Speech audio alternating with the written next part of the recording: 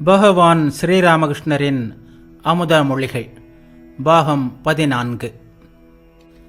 விஜயர் கேட்டார், சுவாமி, பிரம்ம சமாஜத்தில் போதனைகள் முதலியவை தரப்படுகின்றனவே, அவற்றால் மக்களுக்கு ஓய்வு கிடைக்காதா?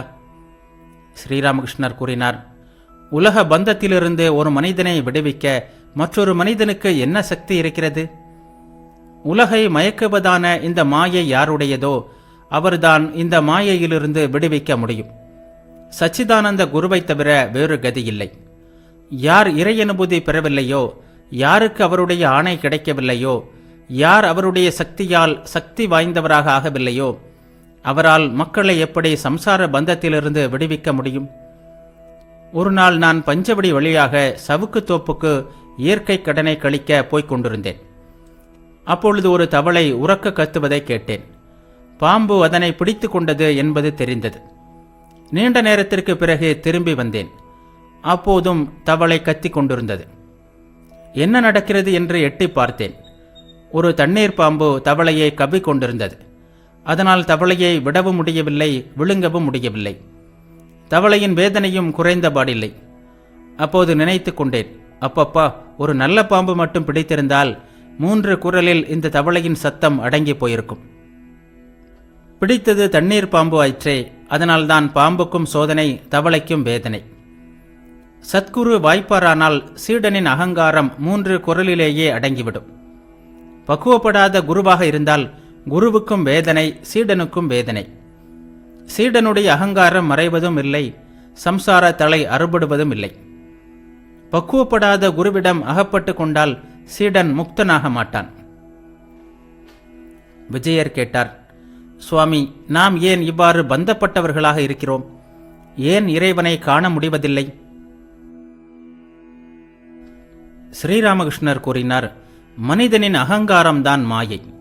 இந்த அகங்காரமே எல்லாவற்றையும் திரையிட்டு வைத்திருக்கிறது. நான் இறந்தால் தொந்தரவு தீர்ந்தது.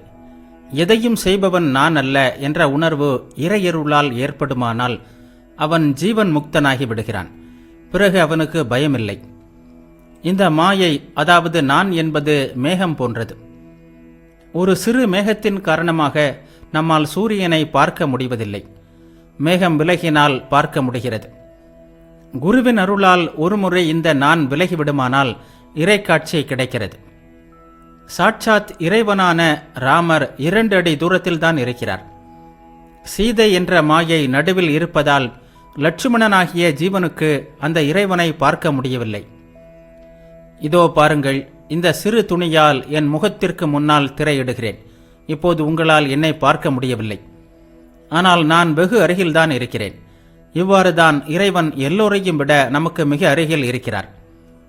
இருந்தாலும் இந்த மாயையாகிய திரை இருப்பதால் அவரை பார்க்க முடிவதில்லை. மனிதன் சச்சிதானந்த இயல்பினன். ஆனால் மாயை அல்லது அகங்காரத்தினால் பல்வேறு தளைகள் ஏற்பட்டுவிட்டன. இதனால் அவன் தன் உண்மையான இயல்பை மறந்துவிட்டான். தலைகள் ஒவ்வொன்றாக வர வர மனிதனின் இயல்பும் மாறுகிறது. கருப்புக்கரை வேட்டி உடுத்தவனை பாருங்கள். நிது பாபுவின் காதல் கீதங்கள், சீட்டாட்டம், உலாவு செல்லும்போது கையில் ஒரு தடி, இவையெல்லாம் அவனிடம் தானாகவே வந்து சேரும். ஒல்லியாக இருப்பவனும் கூட காலில் பூட்ஸ் அணிந்து கொண்டால் சீட்டி அடிக்க ஆரம்பித்து விடுகிறான். படிக்கட்டில் ஏறும்போது வெள்ளையரை போல் குதித்து குதித்து செல்கிறான். கையில் பேனா கிடைத்து விட்டால் போதும், ஒரு பேப்பரை தேடி பிடித்து அதில் கிறுக்கிக் கொண்டே இருப்பான். பேனாவின் இயல்பு அது. பணமும் ஒரு பயங்கர தலைதான். பணம் வந்துவிட்டாலே மனிதன் மாறிவிடுகிறான். முன்னைய மனிதனாக இருப்பதில்லை. இங்கே ஒரு பிராமணன் வந்து போவதுண்டு. பார்ப்பதற்கு அவன் மிகவும் பணிவுள்ளவனாக இருந்தான். சில நாட்களுக்கு பிறகு நாங்கள் கொன்னகருக்கு போய்க் கொண்டிருந்தோம். ஹிருதயனும் உடன் வந்தான். படகை விட்டு இறங்கிய போது அந்த பிராமணன் கங்கை கரையில் உட்கார்ந்திருந்தான். காற்று வாங்கிக் கொண்டிருந்தது போல் தோன்றியது. எங்களை கண்டதும், என்ன பூஜாரி, எப்படி இருக்கிறாய், சௌக்கியமா என்றான். அவனுடைய பேச்சின் தோரணையை கேட்டு நான் ஹிருதயனிடம், ஹிருதயா, இவனுக்கு பணம் கிடைத்திருக்கிறது, அதனால்தான் இப்படி பேசுகிறான் என்றேன். ஹிருதயன் சிரித்தான். ஒரு தவளையிடம் 1 ரூபாய் இருந்தது. அதன் வலையில் அந்த பணம் இருந்தது. யானை ஒன்று அந்த வலையை தாண்டி சென்றது. அதைக் கண்ட தவளை மிகுந்த கோபத்தோடு வலையிலிருந்து வெளியே வந்து யானையை எட்டி உதைப்பதற்காக காலை தூக்கியது. உனக்கு இவ்வளவு துணிச்சலா, என்னை தாண்டி செல்கிறாயே என்று யானையை பார்த்து கூறியது. பணத்திற்கு இவ்வளவு அகங்காரம். ஞானம் ஏற்பட்டால் அகங்காரம் போகலாம். ஞானம் கிடைத்துவிட்டால் சமாதி நிலை உண்டாகிறது. சமாதி நிலையில் அகங்காரம் அழிகிறது. ஆனால் அத்தகைய ஞானத்தை அடைவது மிக கடினம். 7வது தளத்தை மனமடைந்தால் சமாதி ஏற்படுகிறது என்று வேதத்தில் உள்ளது. சமாதி நிலை ஏற்பட்டால் நான் உணர்வு போய்விடும். பொதுவாக மனம் எங்கே இருக்கும்? முதல் 3 தளங்களில்தான். அவை பிறப்புறுப்பு, குதம், தொப்புள். அப்போது மனம் வெறும் உலகியல், அதாவது காமினி காஞ்சனத்தில்தான் பற்று கொண்டிருக்கும். மனம் இதயத்தில் இருக்கும்போது தெய்வீக ஜோதி தரிசனம் கிடைக்கிறது. ஜோதி தரிசனம் பெறுபவன் திகைப்புடன் இது என்ன இது என்ன என்று கூறுகிறார். அடுத்த பூமி தொண்டை. மனம் அங்கே இருக்கும்போது ஒருவனுக்கு இறைவனை பற்றி மட்டுமே பேசவும் கேட்கவும் ஆசை எழுகிறது. மனம் புருவத்தின் நடுவே சென்றால் சச்சிதானந்த தரிசனம் கிடைக்கிறது. அந்த உருவத்தை தொடவும் கட்டிக்கொள்ளவும் ஆவல் எழுகிறது. ஆனால் முடிவதில்லை. லாந்தர் விளக்கின் சுடரை பார்க்க முடியுமே தவிர தொட முடிவதில்லை. தொட்டுவிடலாம் என்று தோன்றுகிறது. ஆனால் தொட முடிவதில்லை. 7வது தளத்திற்கு மனம் செல்லும்போது நான் இருப்பதில்லை. சமாதி ஏற்படுகிறது. விஜயர் கேட்டார், அந்த நிலையை அடைந்த பிறகு, அதாவது பிரம்மஞானம் ஏற்பட்ட பிறகு மனிதன் என்ன காண்கிறான்? ஸ்ரீராமகிருஷ்ணர் கூறினார், 7வது தளத்தை மனம் அடைந்த பிறகு என்ன ஏற்படும் என்பதை வாயினால் சொல்ல முடியாது. கப்பல் ஒருமுறை கருப்பு தண்ணீரை அடைந்துவிட்டால் திரும்பி வருவதில்லை. அதன் பிறகு கப்பலை பற்றிய செய்தி கிடைப்பதில்லை. கடலை பற்றிய செய்தியும் கப்பலிலிருந்து கிடைப்பதில்லை. உப்பு பொம்மை ஒன்று கடலின் ஆழத்தை அளக்க சென்றது. ஆனால் இறங்கிய உடனேயே கரைந்து விட்டது. பிறகு கடலின் ஆழத்தை யார் வந்து சொல்வது? எது வந்து சொல்ல வேண்டுமோ அதுவே கரைந்து போய்விட்டது. 7வது தளத்தில் மனம் அழுகிறது. சமாதி நிலை வாய்க்கிறது. எத்தகைய அனுபவம் அங்கு ஏற்படுகிறது என்பதை சொற்களால் விளக்க முடியாது. எந்த நான் நம்மை உலகியலில் ஆழ்த்துகிறதோ, காமினி காஞ்சனத்தில் பற்றுக்கொள்ள செய்கிறதோ, அந்த நான் தீயது. இந்த நான் இடையில் இருக்கும் காரணத்தால் தான் ஜீவனுக்கும் ஆன்மாவுக்கும் வேறுபாடு ஏற்பட்டிருக்கிறது. தண்ணீரின் மேல் ஒரு கம்பை வைத்தால் தண்ணீர் 2 பிரிவாக தோன்றுகிறது. உண்மையில் தண்ணீர் ஒன்றுதான். கம்பின் காரணமாக அது 2ஆக தெரிகிறது. நான் தான் இந்த கம்பு. கம்பை எடுத்துவிடு, ஒரே தண்ணீர் தான் இருக்கும். தீய நான் எது? எந்த நான்? என்னை உனக்கு தெரியாதா? என்னிடம் எவ்வளவு பணம் இருக்கிறது? என்னை விட பெரியவர் யார் என்றெல்லாம் பேச செய்கிறதோ அந்த நான் தான் அது. திருடன் 10 ரூபாயை திருடிவிட்டால் அந்த தீய நான் முதலில் அவனிடமிருந்து பணத்தை பிடுங்கிக் கொள்ளும். பிறகு திருடனை நன்றாக அடிக்கும். அத்துடன் இருக்காது. அக்கம் பக்கத்தினரை கூப்பிட்டு அவனை போலீசாரிடம் ஒப்படைத்து சிறைக்கு அனுப்பும். நான் யார் என்று இவனுக்கு தெரியாது. என்னுடைய 10 ரூபாயை எடுத்து விட்டான், என்ன திமிர் என்று கூறும். இது தீய நான். விஜயர் கேட்டார், நான் அழியாவிட்டால் வாழ்க்கையில் பற்று நீங்காது, சமாதி நிலையும் ஏற்படாது. அதனால் சமாதி நிலையை தருவதான ஞான நெறியை பின்பற்றுவதே நல்லது. பக்தி யோகத்தில் நான் என்பது அழியாது என்றால் ஞான யோகமே நல்லது. ஸ்ரீராமகிருஷ்ணர் கூறினார், ஏதோ 2 ஒருவருக்கு சமாதி நிலை ஏற்பட்டு நான் போய்விடுகிறது என்பது உண்மைதான். ஆனாலும் அநேகமாக நான் மறைவதே இல்லை. 1000 முறை ஆராய்ச்சி செய்தாலும் எப்படியோ சுற்றி வளைத்து கொண்டு மீண்டும் வந்து நிற்கிறது அந்த நான். அரச மரத்தை இன்று வெட்டிவிடு, நாளை காலையில் மறுபடியும் துளிர் விட்டிருக்கும். ஆதலால் நான் என்பது அடியோடு போகாது என்றால் அந்த போக்கிரி பயல் சேவக நானாக இருந்து தொலையட்டும். இறைவா, நீ தலைவன், நான் தொண்டன் என்னும் இந்த எண்ணத்தில் இரு. நான் சேவகன், நான் பக்தன், இப்படிப்பட்ட நானில் குற்றம் இல்லை. இனிப்பை உட்கொண்டால் வயிற்றுக்கோளாறு உண்டாகிறது. ஆனால் கற்கண்டு அத்தகைய இனிப்பு இல்லை. ஞான யோகம் மிக கடினமானது. நான் உடம்பு என்னும் உணர்வு மறையாவிட்டால் ஞானம் ஏற்படாது. கலியுகத்தில் வாழ்விற்கு உணவே ஆதாரமாக உள்ளது. நான் உடம்பு என்ற உணர்வு மறைவதில்லை. ஆகவே கலியுகத்திற்கானது பக்தி யுகம். பக்தி நெறி எளியது. ஆழ்ந்த மன இயக்கத்துடன் இறைவனுடைய திருநாமத்தையும் மகிமைகளையும் பாடு. பிரார்த்தனை செய். இறைவனை அடைவாய். அதில் எந்தவித சந்தேகமும் இல்லை. தண்ணீரின் மேல் மூங்கிலை போடாமல் அதனால் வெறும் கோடு மட்டும் கிழிக்கிறோம். அப்போது தண்ணீர் இரண்டு பட்டது போல் தோன்றுகிறது. ஆனால் அந்த கோடு அதிக நேரம் நிலைப்பதில்லை.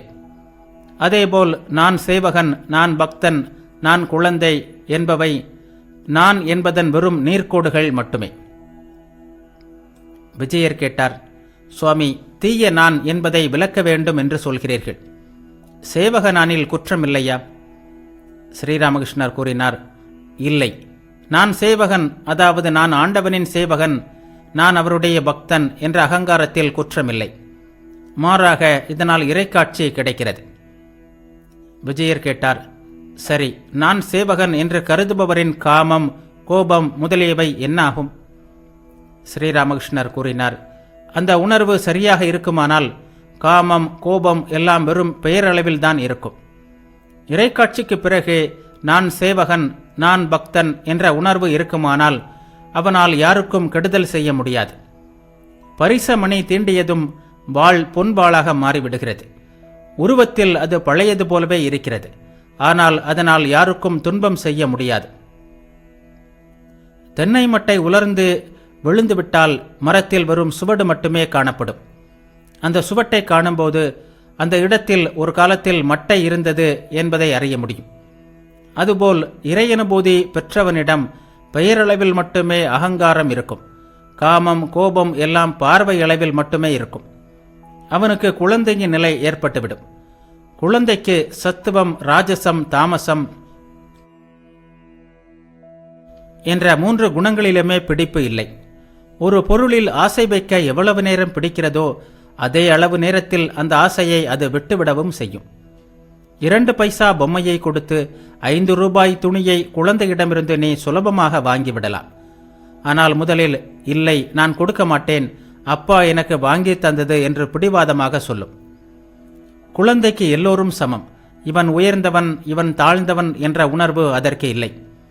அதற்கு ஜாதி வித்தியாசமும் இல்லை. தாயார் ஒருவனை காட்டி இவன்தான் உன் அண்ணன் என்று சொன்னால் அவன் தீண்டத்தகாதவனாக இருந்தாலும் அவனுடன் ஒரே இலையில் சோறு சாப்பிடும். குழந்தையிடம் வெறுப்பு இல்லை, சுத்த அசுத்த உணர்ச்சி இல்லை. வெளிக்கு போய்விட்டு மண்ணிட்டு கை கழுவாமலேயே வந்து நிற்கும். சிலர் சமாதி நிலையை அடைந்த பிறகும் நான் சேவகன், நான் பக்தன் என்ற பாவனையை வைத்துக் கொள்கின்றனர். நான் சேவகன், நீ எஜமான், நான் பக்தன், நீ பகவான் என்ற அகங்காரம் பக்தர்களிடம் இருக்கும். இறைக்காட்சிக்கு பிறகும் நான் இருக்கிறது. அது அடியோடு மறைவதில்லை. இத்தகைய நான் உணர்வை பயிற்சி செய்ய செய்ய இறை அனுபூதி வாய்க்கிறது. இதுதான் பக்தி யோகம். பக்தி நெறியில் சென்றால் பிரம்மஞானம் உண்டாகிறது. பகவான் எல்லாம் வல்லவர். அவர் விரும்பினால் பிரம்மஞானத்தையும் தர முடியும். பொதுவாக பக்தர்கள் பிரம்மஞானத்தை விரும்புவதில்லை. நான் சேவகன், நீ எஜமான், நான் குழந்தை, நீ தாய், இத்தகைய அகங்காரத்தை வைத்துக் கொள்ளவே விரும்புகிறார்கள். விஜயர் கேட்டார், வேதாந்த ஆராய்ச்சி செய்பவர்களும் இறைவனைத்தானே அடைகிறார்கள்? ஸ்ரீராமகிருஷ்ணர் கூறினார், ஆம், ஆராய்ச்சி நெறியின் வழியாகவும் அவரை அடைய முடியும். இதைத்தான் ஞான யோகம் என்கின்றனர். ஆராய்ச்சி நெறி மிக கடினமானது. மனத்தின் 7 தளங்களை பற்றி உங்களுக்கு சொல்லி இருக்கிறேன். மனம் 7வது தளத்தை அடைந்தால் சமாதி ஏற்படுகிறது. இறைவன் உண்மை, உலகம் உண்மையற்றது. இந்த உணர்வு சரியாக ஏற்படும்போது மனம் ஒடுங்குகிறது, சமாதி நிலை வாய்க்கிறது. ஆனால் கலியுகத்தில் மனித வாழ்க்கைக்கு உணவே ஆதாரமாக உள்ளது. இறைவன் உண்மை, உலகம் உண்மை இல்லை என்ற உணர்வு எப்படி வரும்? உடல் உணர்வு மறையாமல் இந்த உணர்வு ஏற்படாது. நான் உடல் அல்ல, நான் மனமல்ல, 24 தத்துவங்கள் அல்ல, நான் சுகதுக்கங்களை கடந்தவன், எனக்காவது நோய், சோகம், மூப்பு, மரணம் போன்றவை வருவதாவது? இத்தகைய எண்ணங்கள் கலியுகத்தில் கடினம். எவ்வளவுதான் ஆராய்ந்தாலும் நான் உடல் என்னும் உணர்வு எங்கிருந்தோ வந்து நிற்கிறது. அரச மரத்தை இப்போது வெட்டினோம், வேரோடு வீழ்த்திவிட்டோம் என்று நினைக்கிறோம். ஆனால் அடுத்த நாள் காலையில் பார்த்தால் அது புதிதாக துளிர்விட்டிருக்கும். உடல் உணர்வு அழிவதில்லை. ஆகவே கலியுகத்தில் பக்தி யுகம்தான் ஏற்றது, சுலபமானது. நான் சர்க்கரையாக இருக்க விரும்புவதில்லை. சர்க்கரையை ருசிக்கவே விரும்புகிறேன். நான் பிரம்மம் என்று சொல்ல எனக்கு ஒருபோதும் ஆசை எழுவதில்லை. நீ பகவான், நான் உன் சேவகன் என்று சொல்லவே விரும்புகிறேன். 5 மற்றும் 6ஆம் தளங்களுக்கு இடையே படகை போல் வந்து போய் விளையாடுவது நல்லது. 6ஆம் தளத்தை கடந்து 7ஆம் தளத்தில் அதிக நேரம் தங்கியிருப்பதை நான் விரும்புவதில்லை. இறைவனுடைய திருநாமத்தையும் திருப்புகழையும் பாடுவேன். இதுதான் எனக்கு பிடிக்கும். எஜமான் சேவகன் நிலை மிக நல்லது. அலை கங்கைக்கு சொந்தம். அலைக்கு கங்கை சொந்தம் என்று யாரும் சொல்வதில்லை. நானே அவன் என்ற பாவனை நல்லதல்ல. நான் உடல் என்ற எண்ணம் இருக்கும்போது இப்படி நினைப்பது பெரிய தீமையை தரும். மேல் நோக்கி செல்ல முடியாது. படிப்படியாக வீழ்ச்சிதான் நேரும். இவர்கள் பிறரை ஏமாற்றுகின்றனர், தங்களையும் ஏமாற்றிக் கொள்கின்றனர். தங்கள் நிலையை அவர்களால் அறிய முடிவதில்லை. ஆனால் ஏனோதானோ என்ற பக்தியினால் இறைவனை அடைய முடியாது. பிரேம பக்தி ஏற்படாவிட்டால் இறை அனுபூதி கிடைக்காது. பிரேம பக்திக்கு மற்றொரு பெயர் ராக பக்தி. பிரேமையும் அனுராகமும் உண்டாகாமல் இறை அனுபூதி இல்லை. அவரிடம் அன்பு ஏற்படாமல் அவரை அடைய முடியாது. மற்றொரு வகையான பக்தி உள்ளது. அதற்கு வைதி பக்தி என்று பெயர். இவ்வளவு ஜெபம் செய்ய வேண்டும், இவ்வளவு உபவாசம் இருக்க வேண்டும், தீர்த்த யாத்திரை செய்ய வேண்டும், இவ்வளவு உபச்சாரங்களுடன் பூஜை செய்ய வேண்டும், இவ்வளவு பலியிட வேண்டும். இது வைதி பக்தி. இவற்றை அதிகமாக தொடர்ந்து செய்ய செய்ய படிப்படியாக ராகபக்தி உண்டாகிறது. ராகபக்தி உண்டாகாமல் இறை அனுபூதி கிடைக்காது. அவரை நேசிக்க வேண்டும். இதயம் 100க்கு 100 அவரிடம் பதிய வேண்டும். அப்போது அவரை அடையலாம். ஆனால் ஏதோ சிலருக்கு ராகபக்தி தானாகவே உண்டாகிறது. இயல்பாகவே அவர்களிடம் அது உள்ளது. குழந்தை பருவத்திலிருந்தே உள்ளது. அவர்கள் சிறுவர்களாக இருக்கும்போதே பிரகலாதனைப் போல் கடவுளுக்காக ஏங்கி அழுவார்கள். காற்றிற்காக விசிறி கொள்வது போன்றது வைதி பக்தி. காற்று வேண்டுமானால் விசிறி வேண்டும். அதுபோல் கடவுளிடம் அன்பு ஏற்படுவதற்காக ஜெபம், தவம், உபவாசம் முதலியவற்றை செய்வது. ஆனால் தென்றல் காற்று வீசத் தொடங்கினால் விசிறியை மக்கள் எறிந்து விடுகின்றனர். அதுபோல் இறைவனிடம் அனுராகமும் பிரேமையும் ஏற்படும்போது ஜெபம் முதலிய செயல்கள் தாமாகவே விடுபடுகின்றன. ஹரி பிரேமையில் பித்து பிடித்துவிட்டால் யார்தான் வைதிக கர்மங்களை செய்வார்கள்? இறைவனிடம் அன்பு ஏற்படாத வரையுள்ள பக்தி பழுக்காத பக்தி. அவரிடம் அன்பு உண்டாகிவிட்டால் அது பழுத்த பக்தி. பழுக்காத பக்தி உடையவர்களால் இறைவனை பற்றிய உண்மைகளையும் உபதேசங்களையும் புரிந்து கொள்ள முடியாது. பழுத்த பக்தி ஏற்பட்டால் அவற்றையெல்லாம் புரிந்து கொள்ளலாம். கருப்பு திரவம் பூசப்பட்டுள்ள கண்ணாடியில்தான் போட்டோ பதியும். வெறும் கண்ணாடியில் ஆயிரக்கணக்கான உருவங்கள் விழுந்தாலும் ஒன்று கூட பதியாது. உருவங்கள் விலகியதும் கண்ணாடி முன்பு எப்படி இருந்ததோ அப்படியே இருக்கும். இறைவனிடம் அன்பு உண்டாகவிட்டால் உபதேசங்களை புரிந்து கொள்ள முடியாது. விஜயர் கேட்டார், சுவாமி, இறை அனுபூதி பெறுவதற்கு, அவரது காட்சியை பெறுவதற்கு பக்தி ஏற்பட்டால் மட்டும் போதுமா? ஸ்ரீராமகிருஷ்ணர் கூறினார், ஆம், பக்தி ஒன்று இருந்தாலே போதும், இறைவனை காண முடியும். ஆனால் பழுத்த பக்தி, அதாவது பிரேம பக்தி, ராக பக்தி வேண்டும். அந்த பக்தி உண்டானால் அவரிடம் அன்பு பிறக்கிறது. குழந்தைக்கு தாயிடமும், தாய்க்கு குழந்தையிடமும், மனைவிக்கு கணவனிடமும் உள்ள அத்தகைய அன்பு வேண்டும். இந்த அன்பு, இந்த ராகபக்தி உண்டாகும்போது மனைவி, மக்கள், உற்றார் உறவினர் முதலியவர்களிடம் மாயை காரணமாக எழுகின்ற கவர்ச்சி இருக்காது. தயை இருக்கும். உலகம் அந்நிய இடம் என்று தோன்றும். அது கர்ம பூமி மட்டுமே என்ற உணர்வு ஏற்படும். வீடு கிராமத்தில் உள்ளது. பட்டணத்தில் வேலை என்றால் அங்கே ஒரு வாடகை வீடு தேவை. இறைவனிடம் அன்பு தோன்றினால் உலக வாழ்க்கையில் பற்று, உலகியல் அடியோடு மறைகிறது. உலகியலின் சாயல் இருந்தாலும் கூட இறைக்காட்சி கிடைக்காது. தீக்குச்சி ஈரமாகிவிட்டால் அதை 1000 முறை கிழித்தாலும் பற்றாது. குச்சிகள் வீணாவதுதான் மிச்சம். உலகியல் பற்று கொண்ட மனம் ஈரமான தீக்குச்சியை போன்றது. நான் எல்லாவற்றையும் கிருஷ்ணமயமாக காண்கிறேன் என்று ராதை சொன்னபோது தோழிகள், எங்கே நாங்கள் காணவில்லையே, என்ன உளறுகிறாய் நீ என்றார்கள். அதற்கு ராதை, தோழிகளே, கண்களில் அனுராகம் என்ற மையை தீட்டிக் கொண்டு பாருங்கள், அப்போது அவரை காண முடியும் என்றாள். விஜயரை பார்த்து கூறினார், உங்கள் பிரம்ம சமாஜத்தின் பாட்டே இருக்கிறதே, அனுராகம் இல்லாத யாக யஜ்ஞத்தால் அணுவேனும் உன்னை அறிய முடியுமா? இந்த அனுராகம், இந்த பிரேமை, இந்த பழுத்த பக்தி, இந்த அன்பு ஒருமுறை உண்டானால் உருவக்கடவுள் அருவக்கடவுள் இரண்டின் அனுபூதியும் கிடைக்கும். இறைக்காட்சி எவ்வாறு கிடைக்கும் என்று கேட்டார் விஜயர். ஸ்ரீராமகிருஷ்ணர் கூறினார், மன தூய்மை உண்டாகவிட்டால் கிடைக்காது. காமினி காஞ்சனத்தால் மனம் மாசுபடைந்துள்ளது, தூசு படைந்துள்ளது. ஊசியை சேறு மூடியிருக்கும்போது காந்தம் அதை கவராது. சேற்றை கழுவினால் காந்தம் இழுக்கும். அதேபோல் மனத்தின் அழுக்கை கண்ணீரால் கழுவலாம். இறைவா, இப்படிப்பட்ட செயலை இனி ஒருபோதும் நான் செய்ய மாட்டேன் என்று பச்சாதாபத்துடன் முறையிட்டு அழுதால் மன அழுக்கை துடைத்து விடலாம். அப்போது இறைவனாகிய அந்த கல் மனமாகிய ஊசியை இழுத்துக்கொள்ளும். அப்போது சமாதி நிலை உண்டாகிறது, இறைக்காட்சி கிடைக்கிறது. ஆனால் 1000 முயற்சி செய்யுங்கள், இறைவனின் அருள் இல்லாமல் எதுவும் நடக்காது. அவருடைய அருள் இல்லாமல் அவரை காண முடியாது. அருள் என்பது சுலபமாக கிடைக்குமா என்ன? அதற்கு அகங்காரத்தை அடியோடு விட வேண்டும்.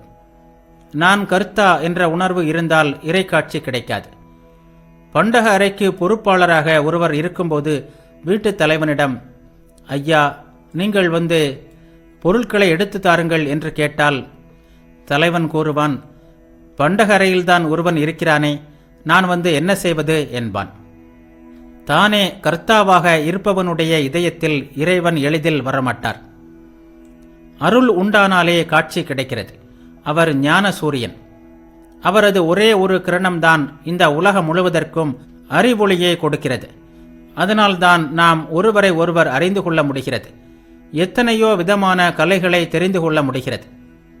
தமது ஒளியை அவரே தமது முகத்தின் மீது ஒருமுறை திருப்புவாரானால் அவரை காண முடியும். போலீஸ்காரன் இரவு வேளையில் கையில் லாந்தரை வைத்துக்கொண்டு சுற்றுகிறான். அவனுடைய முகத்தை யாரும் பார்க்க முடிவதில்லை. ஆனால் அந்த விளக்கின் ஒளியால் அவன் மற்றவர்களின் முகத்தை பார்க்க முடிகிறது. மற்றவர்களும் ஒருவருக்கொருவர் முகத்தை பார்த்து கொள்ள முடிகிறது.